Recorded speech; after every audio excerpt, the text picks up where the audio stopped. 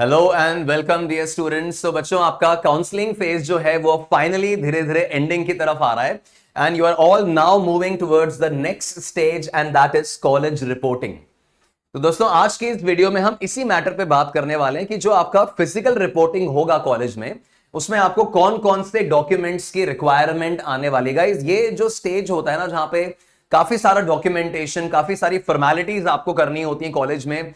हर साल बच्चे कहीं ना कहीं कुछ डॉक्यूमेंट्स की कमी की वजह से, लैक ऑफ इंफॉर्मेशन की वजह से कई बार परेशान होते रहते हैं। तो एक छोटा सा वीडियो है बट बड़े काम का वीडियो है कि आपको कौन कौन से डॉक्यूमेंट्स ऑन प्रायोरिटी रेडी कर लेने हैं ताकि आपका कॉलेज रिपोर्टिंग वाला फेज कंफर्टेबली फिनिश हो सके। राइट?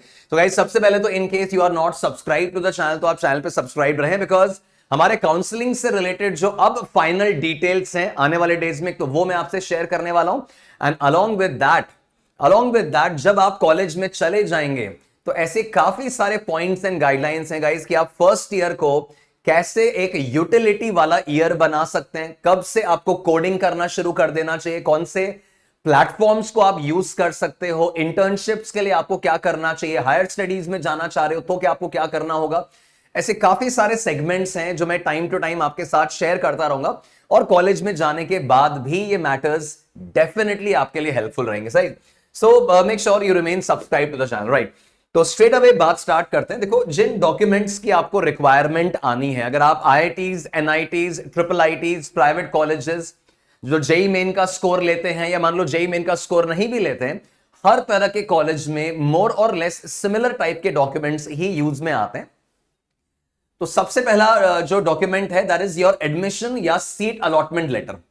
अगर आप जोसा के थ्रू कॉलेज ले रहे हो तो आपको एक seat allotment, seat confirmation letter मिलता है। अगर आप किसी प्राइवेट इंस्टीट्यूट में भी जा रहे हैं तो भी आपको मेल पे या व्हाट्सएप मैसेज के थ्रू या अलग डॉक्यूमेंट्स वगैरह के थ्रू पोर्टल पे एक सीट अलॉटमेंट लेटर मिलता है। सो गाइस, आपको अपना एडमिशन या seat allotment letter printed form में लेके जाना है। ये कई बार बच्चे गलती करते हैं कि सर डिजिटल जमाना है तो मैं तो फोन में लेकर चला गया, पीडीएफ लेकर चला गया। गाइस, बहुत सारे कैंपसेस में ये पीडीएफ एक्सेप्टेबल ये लोग नहीं मानते हैं, तो आपको हार्ड कॉपीज ही कैरी करनी है एंड अलोंग विद दैट आप मल्टीपल फोटोकॉपीज भी उनकी निकाल के रखिए। ठीक है? सो आपको अलॉटेड सीट, जो भी आपको अलॉटेड सीट है, जो भी आपको कॉलेज या ब्रांच मिला है, वो अलॉटमेंट लेटर का प्रिंट निकाल लो। ठीक है? जैसे मैंने कहा, एक प्रिंटेड कॉपी लेके जाओ, मोबाइल पीडीएफ कॉपी जो है that is not enough, that is not acceptable. ठीक है? राइट, नेक्स्ट अगला जो डॉक्यूमेंट है that is your seat acceptance fee receipt. अगर आप अगेन जोसा के थ्रू जा रहे हो तो आपने राउंड 1 में सीट अलॉट होते ही सीट एक्सेप्टेंस फीस एसएएफ भरा होगा। राउंड 5 फिनिश होते ही आपने पीएएफ, जो आपका पार्शियल एडमिशन फी है, वो आपने भरा होगा। सीसैब में अगर अपन आगे बढ़ेंगे तो आप आईएएफ फिल करोगे। प्राइवेट यूनिवर्सिटीज की बात करें तो उनका आपने सीट एक्सेप्टेंस फीस फिल किया होगा। तो जो भी फीस आपने भरा है उसका एक रिसिप्ट आपके पास आया होगा गाइज आपके पोर्टल पे। उस रिसिप्ट का भी आप प्रिंट आउट निकालिए। पीडीएफ तो रखो अपने फोन में, दैट्स ओके, पर उसका पीडीएफ निकालिए। प्रॉपर वहां पे आपका नाम, प्रूफ ऑफ पेमेंट, कैसे आपने पेमेंट किया था, सब मेंशन्ड होता है। तो प्रॉपर उसका भी अपना एक हार्ड कॉपी लेकर जाओ और पीडीएफ जो है वो बैकअप के तौर पे रखो अपने पास। ठीक है? तो फीस रिसिप्ट जो आपने भरी है वो आपको कैरी करनी है। अच्छा गाइज, इन केस आपका डॉक्यूमेंट्स से रिलेटेड, सीसैब काउंसलिंग से रिलेटेड या ओवरऑल किसी भी काउंसलिंग से रिलेटेड कोई भी क्वेरी है, अगर आप सीसैब में पार्टिसिपेट करने वाले हो और उसमें कुछ ना कुछ असिस्टेंस आप चाहते हो, चॉइस फिलिंग में अगर आपको हेल्प चाहिए, तो इस व्हाट्सएप नंबर पे मैसेज के थ्रू आप मेरी टीम के साथ कांटेक्ट में आ सकते हैं। Me and my team will try to help you in all possible ways, but make sure आप इस नंबर पे व्हाट्सएप मैसेज के थ्रू हमारी टीम के साथ कांटेक्ट में आए इन केस आप सीसैब या और किसी भी प्रोसेस में कंफ्यूज हैं तो। चलिए बढ़ते हैं आगे। नाउ गाइज, अब ये अगेन इंपॉर्टेंट पॉइंट्स, आपका क्लास 10th का डॉक्यूमेंट। क्लास 10th के डॉक्यूमेंट्स में क्या चाहिए? Marksheet and passing certificate. अब कई सारे बोर्ड्स में ऐसा होता है कि मार्कशीट ही पासिंग सर्टिफिकेट होता है और कुछ बोर्ड्स ऐसे होते हैं जिनमें मार्कशीट और पासिंग सर्टिफिकेट अलग अलग मिलता है। तो what ever be your case, आपके पास अगर सिर्फ मार्कशीट है और वही आपका पासिंग सर्टिफिकेट है तो आप वो लेकर जाओ। आपका पासिंग सर्टिफिकेट अलग से बना हुआ है तो वो लेकर जाइए। और आप जानते हैं हमेशा से क्लास 10th की मार्कशीट आपका डेट ऑफ बर्थ प्रूफ की तरह यूज में लिया जाता है। अच्छा, कई बार बच्चे ना सिर्फ जेरोक्स लेके चले जाते हैं, उसको फोटो क्लिक करके ले जाते हैं, उससे काम नहीं होगा। Every document has to be carried in original. वो ऐसा होगा कि यार ओरिजिनल वो लोग वेरीफाई करके आपको दोबारा दे देंगे, रिटर्न कर देंगे, जेरोक्स रख लेंगे, बट एक बार ओरिजिनल वेरीफाई जरूर होता है, तो मेक श्योर ओरिजिनल कैरी करना आप ना भूलें, ठीक है। अगेन इनका डिजिटल कॉपी नहीं चलेगा, आपको प्रिंट आउट लेके जाना है, हार्ड कॉपी लेके जानी है। तो ये आपका proof of date of birth है और ओरिजिनल लेके जानी है, और फोटोकॉपीज भी, और नेम और डेट ऑफ बर्थ एक बार चेक कर लेना वो मैच कर रहा है, गलतियां ना हो। खैर वो तुमने फॉर्म फिलिंग जे मीन्स वगैरह के टाइम पे ऑलरेडी कर रखा होगा, ठीक है। तो क्लास 10th के डॉक्यूमेंट्स, फिर क्लास 12th के डॉक्यूमेंट्स में अपन देखें अगेन बच्चों, क्लास 12th आपका डोमिसाइल की तरह काम करता है, आपका स्टेट कोड ऑफ एलिजिबिलिटी इसी से चेक किया जाता है। मान लो क्लास 12 बोर्ड तुमने मान लो कोटा से किया है, तो आपका Rajasthan state code of eligibility होगा, तो वो इसमें दिखना चाहिए। तो आपका स्टेट कोड ऑफ एलिजिबिलिटी का फिजिकल प्रूफ जो है वो क्लास 12 की मार्कशीट ही है। तो इसमें भी मार्कशीट एंड पासिंग सर्टिफिकेट दोनों होते हैं। अगर आपके बोर्ड में marksheet he passing certificate, that's perfectly fine. अगर आपके पास दो अलग अलग हैं तो दोनों का ओरिजिनल है ना, हार्ड कॉपी लेकर जाएं, पीडीएफ भी बना के रखें फोन में, जेरोक्स भी मल्टीपल निकाल के रखें, सारे आपको ऑप्शंस लेके जाने हैं, बट वेरीफाई सबसे पहले ओरिजिनल हार्ड कॉपीज ही होने वाली हैं, ध्यान रहे। तो क्लास 12th का मैंने आपको बता दिया। अब नेक्स्ट चीज जो आपको रिक्वायर्ड रहेगा that is your transfer certificate, TC, ठीक है। कुछ कॉलेजेस टीसी को लेके बहुत ज्यादा फंसी नहीं होते, है ना, माइग्रेशन सर्टिफिकेट को लेकर बहुत ज्यादा फंसी नहीं होते, बट कुछ कॉलेजेस के लिए ये एक बहुत इंपॉर्टेंट मैटर होता है कि आप अपने लास्ट स्कूल जहां से भी आप पढ़े, जहां से आपने 12th किया, वहां से आप अपना टीसी कटवा के लाएं, अपना माइग्रेशन सर्टिफिकेट बनवा के लाएं, and it's a very normal process. तो जो भी आपका 12th बोर्ड का, जहां से आपने 12th बोर्ड के लिए स्कूलिंग किया था, आप वहां से अपना ट्रांसफर सर्टिफिकेट या माइग्रेशन सर्टिफिकेट बनवा लीजिए। स्कूल अथॉरिटीज का, स्कूल प्रिंसिपल का वहां पे साइन, सील वगैरह वो सब प्रेजेंट होना चाहिए। तो बेसिकली ये स्कूल लीविंग सर्टिफिकेट भी कहलाता है, प्रीवियस स्कूल का लीविंग सर्टिफिकेट बनता है, ये ओरिजिनल सबमिट होगा, इसका जेरोक्स या पीडीएफ वगैरह नहीं चलता है, ये ओरिजिनल सबमिट होता है कॉलेजेस में। क्लास 10th की मार्कशीट ओरिजिनल सबमिट नहीं होगी, क्लास 12th की मार्कशीट भी ओरिजिनल सबमिट नहीं होगी, वो तो तुम्हें मिल जाएगी, पर ये जो टीसी माइग्रेशन वगैरह है ना, ये ओरिजिनल सबमिट होने वाला है आपके कॉलेज में। इसकी फोटोकॉपीज भी बना के रखें। और अगर आप प्राइवेट कॉलेजेस में जा रहे हैं और मान लीजिए आपको लग रहा है कि यार हो सकता है कि 1 महीने बाद मैं किसी कारण से इस प्राइवेट कॉलेज को छोड़ दूं, या शायद मेरा ड्रॉप लेने का मन कर जाए, तो वहां उस प्राइवेट कॉलेज का टीसी रिटर्न करने का क्या पॉलिसी है वो जरूर पता कर लेना, कि वो इन केस सर मैं कॉलेज छोड़ना चाहूं तो मुझे टीसी रिटर्न होगा कि नहीं होगा, है ना, वो आप पता कर लेना यार। कई बार कॉलेज के रूल्स बड़े अजीब होते हैं और आपके सर्टिफिकेट्स, आपके डॉक्यूमेंट्स ओरिजिनल फंस जाते हैं वहां पे। तो गवर्नमेंट में उतना मैटर नहीं आएगा, प्राइवेट कॉलेजेस में जरूर आप पता कर लेना कि इन केस मुझे कॉलेज से विड्रॉ करना हुआ तो टीसी और माइग्रेशन मुझे वापस मिलने का क्या प्रोसेस है। तो ट्रांसफर सर्टिफिकेट एंड माइग्रेशन ये ओरिजिनल लेके जाना है, ओरिजिनल कॉलेज वाले रख लेंगे।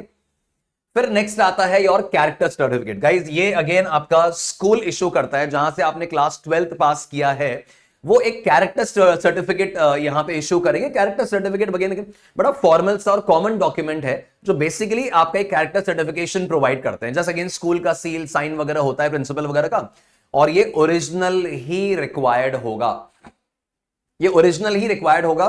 कुछ कॉलेजेस हो सकता है इसकी डिमांड ना करें, but majority of the colleges में आपको कैरेक्टर सर्टिफिकेट की रिक्वायरमेंट आएगी, ठीक है। इस चीज को प्रिपेयर कर लेना है, स्कूल से इश्यू होने वाला है, ठीक है। सेपरेट सर्टिफिकेट नीडेड है या नहीं है ये मैंने आपको बता दिया, आप चेक कर लेना college to college.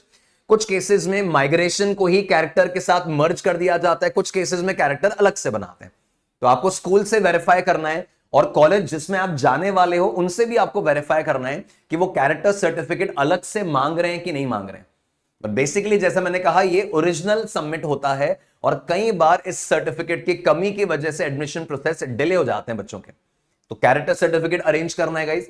Then next Aadhaar card, ये मुझे बताने की जरूरत नहीं है, तो थ्रू आउट तुमने काम में लिया है। आधार कार्ड आपके पास ओरिजिनल प्रिंटेड फॉर्म में होना चाहिए, हार्ड कॉपी होनी चाहिए।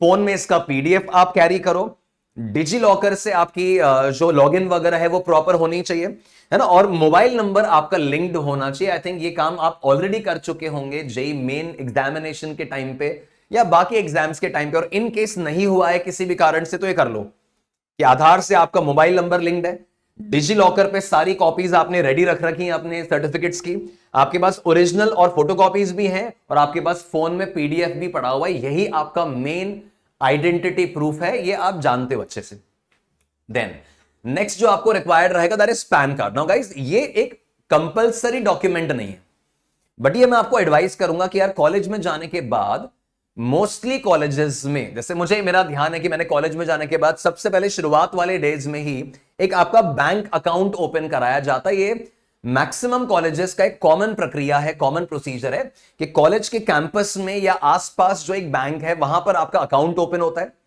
जो भी आपके स्कॉलरशिप्स वगैरह की रिक्वायरमेंट आती है, फीस वगैरह से रिलेटेड कुछ और मैटर्स होते हैं, उस बैंकिंग अकाउंट के थ्रू ऑपरेशनल रखा जाता है उसको। और उस कॉन्टेक्स्ट में कई बार पैन कार्ड वगैरह की रिक्वायरमेंट आ सकती है। अच्छा, वैसे भी पैन कार्ड वगैरह के लिए कोई एज रेस्ट्रिक्शन है नहीं, तो आप पैन कार्ड के लिए डेफिनेटली अप्लाई कर दो आने वाले टाइम में। यार वैसे भी यूज आने वाला है, अगर आप हायर स्टडीज के लिए किसी भी और कॉन्टेक्स्ट में अलग डायरेक्शंस में जाते हो तो डेफिनेटली एक काम का डॉक्यूमेंट है, तो आपको समय रहते बनवा लेना चाहिए एज अर्ली एज पॉसिबल। इसकी डिजिटल कॉपी भी अपने पास रखो और हार्ड कॉपी जब आपके पास आ जाए अपनी अवेलेबिलिटी में रखिए। नेक्स्ट गाइज, इन केस अगर आपको कॉलेज से कोई स्कॉलरशिप मिल रही है या आप मान लीजिए किसी कारण से कोई फी वेवर लेना चाह रहे हैं, है ना, मान लीजिए कि फैमिली इनकम के बेसिस पे अगर आपको कॉलेज से कोई स्कॉलरशिप मिलने वाली है, या आप लेट्स से ईडब्ल्यूएस सेगमेंट में हैं, या फिर आप किसी भी और रीजन से अगर आप इनकम सर्टिफिकेट के बेसिस पे, फैमिली की इनकम के बेसिस पे अगर आप स्कॉलरशिप लेने वाले हैं, तो ऐसे केस में आपकी फैमिली का इनकम सर्टिफिकेट आपके पास होना चाहिए। ठीक है, अब सैलरीड एम्प्लॉइज के केस में ये आईटीआर होता है, इनकम टैक्स रिटर्न जो आपके पेरेंट्स फाइल करते हैं, उस आईटीआर की कॉपी लेकर जाओ। या फिर अदर्स केसेस में, प्राइवेट जॉब वगैरह के केस में इनकम सर्टिफिकेट आपके पास होना चाहिए। कब? जब आप स्कॉलरशिप्स के लिए अप्लाई करने वाले हो अपने कॉलेज में, अलग अलग क्राइटेरियाज के को यूज करते हुए। भाई अगर तुम ईडब्ल्यूएस सेगमेंट में हो तब तो अलग बात है, आपके पास ईडब्ल्यूएस सर्टिफिकेट है। बट और अगर आप लेट्स से, ऐसा होता है ना कई बार कि ऐसे मान लीजिए फैमिली इनकम के बेसिस पे कोई प्राइवेट कॉलेज आपको स्कॉलरशिप दे रहा है ना, बट वो ईडब्ल्यूएस कैटेगरी एक्सेप्ट नहीं करता है, तो ऐसे केस में वो लोग इनकम सर्टिफिकेट या आईटीआर जो है पेरेंट्स का वो मांग सकते हैं। तो अगर आप स्कॉलरशिप वगैरह टारगेट कर रहे हो तो आपको इनकम सर्टिफिकेट या पेरेंट्स का इनकम टैक्स रिटर्न रेडी रखना चाहिए। उसका हार्ड कॉपी भी लेके जाओ, पीडीएफ भी अपने पास रखो मोबाइल में या उसने अपने गूगल ड्राइव पे, अपने मेल पे। अगला जो सर्टिफिकेट आपको रिक्वायर्ड रहेगा दैट इज कैटेगरी सर्टिफिकेट। अब ये तो ऑब्वियस है कि अगर आप ओबीसी, एससी, एसटी, ईडब्ल्यूएस इन कैटेगरीज में हैं, जनरल कैटेगरी में हो तब कोई सर्टिफिकेट नहीं चाहिए, पर अगर आप एससी, एसटी, ओबीसी, ईडब्ल्यूएस, पीडब्ल्यूडी इन सब कैटेगरीज में हैं तो आपके पास एक वैलिड कैटेगरी सर्टिफिकेट अवेलेबल होना चाहिए, है ना। वैलिड कैटेगरी सर्टिफिकेट मतलब आपका ईडब्ल्यूएस और ओबीसी एनसीएल जो है बच्चों वो 1 अप्रैल 2026 के बाद का बना होना चाहिए। वो आपने काउंसलिंग के टाइम पे भी ध्यान रखा होगा। इसको ओरिजिनल लेके जाना है, हार्ड कॉपी, इसका पीडीएफ भी बना के रखना है आपके फोन में या मेल पे, और इसकी फोटो कॉपीज भी काफी सारे निकालनी है, आपको डेफिनेटली अलग अलग जगह पे काम आने वाला है। फिर नेक्स्ट चीज जो आपको काम में आती है that is a cancelled cheque. तो जो भी बैंक अकाउंट आपने यूज किया था, जो भी बैंक अकाउंट आपने रिफंड के लिए, फी पेमेंट वगैरह के लिए यूज किया था, उसका कैंसिल्ड चेक जरूर आप कैरी करें। कुछ ना कुछ अगेन कॉलेज में आपका एक अकाउंट नंबर वो मांग सकते हैं, है ना। अब ये जैसे कॉलेज टू कॉलेज भी वेरी कर सकता है, डिपेंड करता है कि आपके कॉलेज में इसकी रिक्वायरमेंट है या नहीं, बट आपके पास इन जनरल ये अवेलेबल होना चाहिए कि जिस अकाउंट में आपने रिफंड वगैरह के लिए, आपने जोसा में भी इसको अपलोड किया था, आप सीसैप में भी अपलोड करोगे, तो डेफिनेटली आप ये कैंसिल्ड चेक, एक ओरिजिनल चेक आप कैंसिल्ड लेकर जाओ अपने साथ। उसके अंदर अकाउंट नंबर वो आपके पास नोटेड हो, आईएफएससी कोड जो आपके बैंक का है वो आपके पास अवेलेबल हो, और ये चेक जहां रिक्वायरमेंट हो कैंसिल्ड चेक वहां आप प्रेजेंट कर पाओ। तो ओरिजिनल आपके पास होना चाहिए, फोटो भी क्लिक करके रखिए, पीडीएफ भी बना के रखिए, जेरोक्स भी ले लीजिए। नेक्स्ट, अब ऑफ कोर्स आपको इस चीज की अगेन भर भर के रिक्वायरमेंट आनी है अलग अलग सेगमेंट में, and that's your passport size photograph. ठीक है, करीब करीब 10 से 15 या चाहो 20 भी ये रखो आपके पास, आपको थ्रू आउट काम आने वाला है, कॉलेज के रिपोर्टिंग में भी, बहुत सारे डॉक्यूमेंटेशन में भी और आगे भी। अच्छा, इन केस पॉसिबल हो आसानी से तो जो आपने अपने जेई मेन एप्लीकेशन में फोटोग्राफ लगाया था ना वही ले जाओ, प्रेफर्ड वही है। अब आप कहोगे नहीं सर वो तो संभाला ही नहीं है, वो है ही नहीं मेरे पास, तो अलग बात है, बट प्रेफर्ड यही है कि आपने जो जेई मेन की अपने एप्लीकेशन में या एग्जामिनेशंस वगैरह की एप्लीकेशन में जो आपने अपलोड किया था ना उसी का पासपोर्ट साइज प्रिंट निकाल लो। तो करीब करीब 10 से 15 फोटोग्राफ, 20 फोटोग्राफ निकाल लीजिए, व्हाइट बैकग्राउंड में खिंचा हुआ हो, वो आप इंश्योर करो, वो पहले भी आपको गाइडलाइन दे चुके हैं हम। उसकी डिजिटल कॉपी अपने फोन में भी रखिए, अगर दोबारा कभी प्रिंट आउट आगे निकालने की रिक्वायरमेंट आती हो, और प्रेफरेबली जैसे मैंने कहा 15 से 20 कॉपीज उसकी बना लो, ठीक है। तो ये डॉक्यूमेंट्स आपको कॉलेज रिपोर्टिंग के टाइम पे ले जाने, सिंपल स्ट्रेट फॉरवर्ड मैंने कहा था। तो फाइनल टिप्स क्या है गाइस, सारे ओरिजिनल लेके जाइए। मैं आपको बार बार समझा रहा हूं, ऐसे नहीं करना है कि यार बस आप फोटोकॉपीज लेकर चले गए। ओनली फोटोकॉपीज अगर लेकर गए तो फंस जाओगे, वो ओरिजिनल मांगेंगे ही आपसे। हर ओरिजिनल की 4 से 5 फोटोकॉपीज आप निकाल के रख लीजिए। तब की पीडीएफ जो है वो डिजी लॉकर में या अपनी गूगल ड्राइव पे, अपने मेल पे और अपने फोन में रखिए। फोन में भी ले लो उसको, अपने जीमेल पे, अपने मेल पे भी उसको रखिए, और डिजी लॉकर में भी ले लो। आपको डेफिनेटली अलग अलग फॉर्मेट्स में काम आ सकता है, ठीक है। एक सारे डॉक्यूमेंट्स को एक फोल्डर में अरेंज कर लो, प्रॉपर्ली एक फोल्डर में अरेंज करो, उसको जिप करो और गूगल ड्राइव पे डाल दो, अपने मेल पे डाल दो, जब चाहे रिक्वायर्ड आप यूज कर लो। और अपना फाइनल कॉलेज रिपोर्टिंग जाने से पहले एक चेकलिस्ट जरूर बना लेना, जैसे जो जो डॉक्यूमेंट्स आपके केस में वैलिड है। तुम जनरल कैटेगरी को हो तो ऑफ कोर्स आपको कैटेगरी सर्टिफिकेट नहीं चाहिए, आपको स्कॉलरशिप वगैरह नहीं लेनी है तो आपको इनकम सर्टिफिकेट, आईटीआर वगैरह नहीं चाहिए। तो आपके केस में जो जो डॉक्यूमेंट्स, जो जो चीजें हैं जो लेकर जानी ना, उसकी एक चेकलिस्ट बनाओ। जाने से पहले एक बार वेरीफाई कर लो कि सब ले लिया है क्या, पीडीएफ बना ली नहीं बना लिए, है ना, फोटोज निकाल ली कि नहीं निकाली, मेल पे आपने सारे पीडीएफ रख लिए हैं क्या, फोटोकॉपीज निकाल ली हैं कि नहीं, ओरिजिनल ले लिए कि नहीं लिए, है ना। उन सारी चीजों का आप टेक केयर करो और आराम से अपने कॉलेज लाइफ की तरफ बढ़ो। जैसा मैंने कहा था guys, you are now basically moving towards the most beautiful phase of your life. 4 साल जो आपके इंजीनियरिंग के होंगे ना दोस्तों, इससे ज्यादा हैपनिंग और इससे ज्यादा लर्निंग फेज आपकी लाइफ का दोबारा कभी नहीं आना है। तो इस पूरे फेज को, इस 4 साल के कॉलेज के फेज को पूरी तरह इंजॉय भी करें, रिस्पॉन्सिबली इंजॉय करें, और कोशिश करें कि अपनी प्रोफाइल को इतना स्ट्रॉन्ग बिल्ड करें कि जब आप 2030 तक कॉलेज से पास्ड आउट हो तो आप कहीं ना कहीं अपनी प्लेस, कोई बहुत अच्छी जगह पे अपनी छाप छोड़ने की काबिलियत बना चुके हो, ठीक है। सो गाइस, जैसे मैंने कहा था, इन केस आपको काउंसलिंग या सीसैब या डॉक्यूमेंट्स वगैरह से रिलेटेड कोई भी क्वेरी है तो इस नंबर पे आप मेरी टीम से कांटेक्ट में आ सकते हैं। And guys, further make sure again you remain subscribe to the channel, because first year में जाने के बाद कैसे खुद को ग्रूम करना है, फर्स्ट ईयर में कैसे उस ईयर को एक यूटिलिटी वाला ईयर बनाना है, एंजॉय करते हुए कैसे खुद के प्रोफाइल को आपको बेटर साइड पे ले जाना है, इंटर्नशिप्स के लिए क्या काम करना है, कोडिंग सब्जेक्ट्स कैसे डेवलप करना शुरू करना है, कौन कौन से रिसोर्सेज ऑनलाइन ऑफलाइन यूज किए जा सकते हैं, ऐसे बहुत सारे डिस्कशंस हैं जो मैं आपके साथ शेयर करता रहूंगा। तो make sure you remain subscribe guys. I wish you all the best. आपके जो भी ड्रीम्स और एस्पिरेशंस हैं वो सब फुलफिल हो, ऐसी मेरी शुभकामनाएं हैं। मिलते हैं नेक्स्ट वीडियो में। Till then stay blessed, God bless you guys, thank you.